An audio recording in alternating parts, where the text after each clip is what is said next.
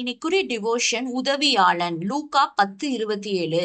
எரிகோல இருந்து எருசலேமுக்கு தனியா போயிட்டு இருந்த ஒரு மனுஷன் கள்ளர்களால் அடிக்கப்பட்டு அவனிடத்தில் இருந்ததெல்லாம் பறித்து கொண்டு குற்றுயிரா விட்டு விட்டு சென்றனர்.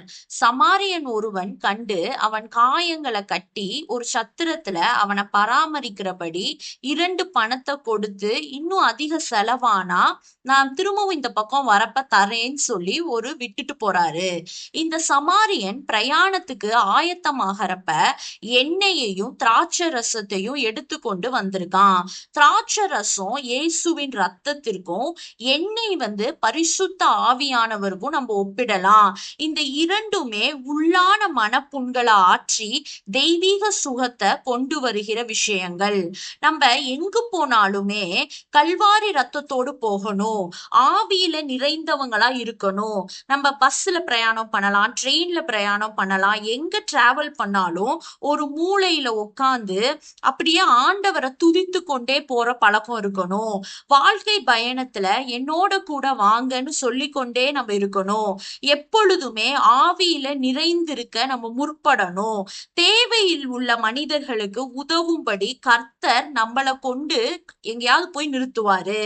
சமாரியன் ஃபர்ஸ்ட் செய்த காரியம் அவனை கண்டு மனதுருகி அவனுடைய காயங்களை கட்டின காரியம்தான்.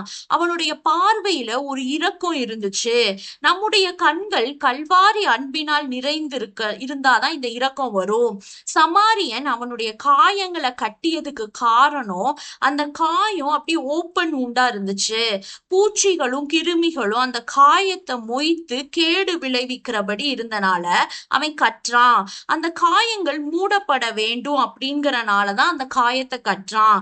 நம்முடைய தேவன் காயங்களை மறைத்து கட்டுகிறவர். அவருடைய அன்பு திரளான பாவங்களையும் மூடும். அந்த கல்வாரி நேசம் நம் பாவங்கள் எவ்வளவு கொடியதாக இருந்தாலும் அதை மூடிடும். பாவங்களை கர்த்தர் நினைத்து கொண்டே இருக்க மாட்டாரு. கடலின் ஆழத்துல போட்டு மறைத்து விடதான் விரும்புவாரு. அவர் மன்னிப்பதற்கு மட்டுமல்ல, மன்னித்து மறப்பதற்கும் தயவு செய்வாரு. காயம் கட்டின பிறகு அந்த சமாரியன் ஒரு வண்டியில அவனை ஏற்றி கொள்றான். அது பரிசுத்த ஆவியானவர் நம்மளை வழி நடத்துவதற்கு நமக்கு கொடுத்த ஒரு அடையாளம்.